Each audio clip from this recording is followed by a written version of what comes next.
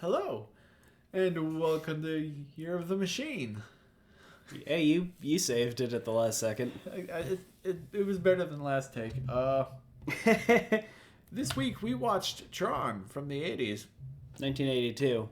Because, anyone that watches these, if they've watched more of them, should know we don't do, sequels. We do remakes once in a while. Yeah. Not sequels, though. Which I assumed the newer Trons were, but apparently they aren't. No, those are sequels. Which, oh boy. Anyway. Oh my goodness. Story. Tron is about a computer hacker named Kevin Flynn. I think the company he works for, I think it was that they stole his game idea and make money off of it, and he wants to break into their mainframe to steal the information back. And his coworkers that he used to work with are just locked out of the system, with one of them actually making the titular program, Tron, because that's not the main character. I always thought it was the main character when I was a kid. Same. Anyway, they break in at night, and Flynn goes up against the Master Control program, who's basically the villain of the story, and it digitizes Flynn. Oh my gosh, excuse me. And he gets sent into the kind of digital mainframe world where he helps Tron and another program named Ram for a while. Oh, and Yori, I think was the female program's name. I think so. He helps them defeat the Master Control. Eventually. Yeah, eventually. It's not a complicated plot. It's a weird one, though. But yeah, the Master Control essentially just been absorbing everyone's programs. I guess it wanted to attack the Pentagon too, but it's never actually explained past that. Like that plot point is never brought up again. Yeah. So I'm starting to, and because of how easy it was for Flynn to take it out, I'm starting to think that it actually couldn't even do that. I think it might have just been overconfident. Probably. I guess the story was kind of not well received back in '82. It was kind of mixed. The movie itself still has kind of mixed reviews, but it's more of a cult classic these days. Yes. Acting. I thought it was pretty good. Yeah, I liked it. I thought it was going to be a lot hammier than it actually was. It was surprisingly serious, but also, believable. The only actor I actually recognized was Flynn, who was played by Jeff Bridges. But you did notice that the main human characters also played several of the programs in it too. They essentially just they represented the programs represented the people who created them, essentially. Minus Dillinger, who also played both Sark and voiced the Master Control. Oh. Yeah, so that actor had 3 roles. Oh crap. What was the third role?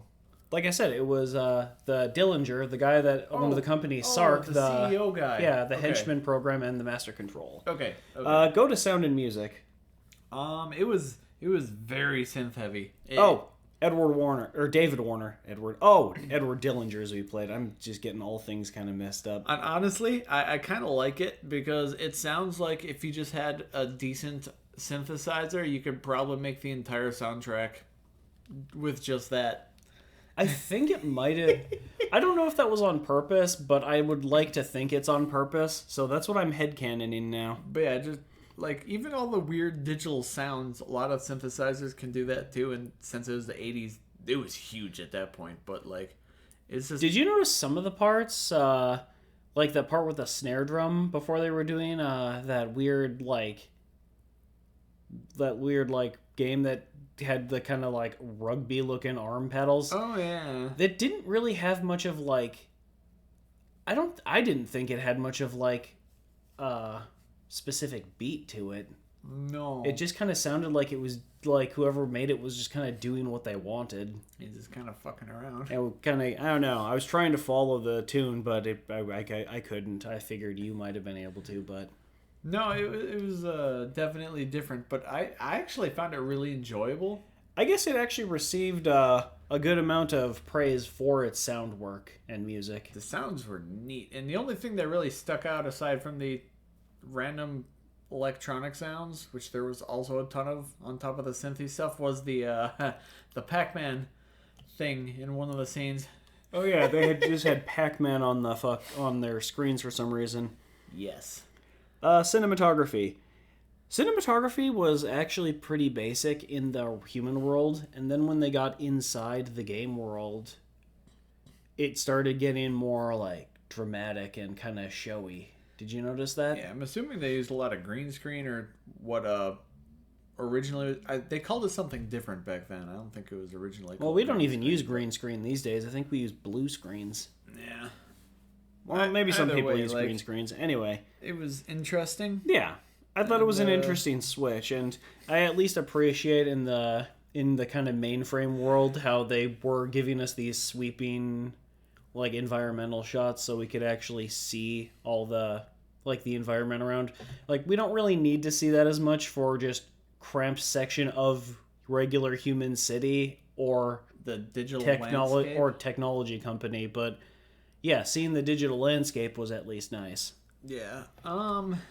The special effects. I think they were good for the time. Yeah. At least I would say they were good for the time, but some of them have aged fine.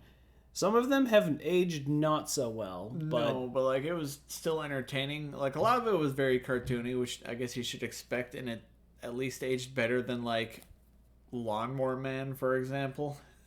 I don't know, there were some kind of Lawnmower-esque Man scenes near the end there. There was some very cartoony. Dude, I parts, couldn't look at the Master Control directly because it had that kind of like strobe effect. Yeah, the bro was spinning way too fast. That gave me a There was a headache. lot of flashing. There was an immense amount of brightness. I guess like a lot of the designs was just Yeah, because very they had the neon lit up- like circuit neon. kind of Yeah, that's it. designs. Yeah, I liked so- it. I thought that was cool, and I liked how I didn't like when Ram died, but I like how he died. He just kind of like his lights just kind of changed color. Yeah, and I thought they could have done something more with that and made the colors on the suits more toward like their condition or emotion. I don't know. That would have been interesting, but obviously it wouldn't have been necessary. kind of dug how they did the digitizing scenes Yeah, that was interesting. because it's obviously just like a beam of light or But whatever. it like digitizes it little by little. Yeah, so watching them somehow deconstruct a live action human being was really weird but cool. I heard they actually sent Jeff Bridges into a game. He was never seen again. Aw. Except at the end of the movie I think he took over the company actually. I think that's what they were implying. It was a very, very quick ending once. Oh yeah, once he got out, it was like another minute maybe, and then it cut to credits. Yeah, so it was a quick ending, but I don't know. It was. This is the first time I've ever actually seen this movie. Before that, I've only ever seen Tron Legacy from 2010, but I watched that in like 2014, 2015. I didn't care for that one personally. I've never watched That a seems Tron movie before. according to Rotten Tomatoes. According to Rotten Tomatoes, the new movie is the best reviewed. This one is second best, and Legacy is the worst reviewed, which makes sense because Legacy is boring as hell. So, yeah. I don't know. Overall, I liked it. I think this is a definite watch, and if you've got Disney Plus, well, it's a Disney movie, so you can easily watch it. What do you think?